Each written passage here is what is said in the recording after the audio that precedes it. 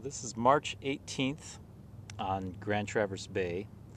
It's about 80 degrees out in what should still be the last days of winter, and decided to go out for a paddle.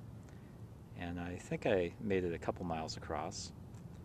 I'm on East Grand Traverse Bay and I paddled to the east, so this is looking back to the west. I'll swing around so it's looking more towards the north as I swing. And that looks, I believe, into the open waters of Lake Michigan. So I'll come back around to where I need to paddle back to. It's such a clear day, I can hear the traffic over in Acme behind me, which is maybe just a mile away. But I'll just let it run for a little bit before paddling back.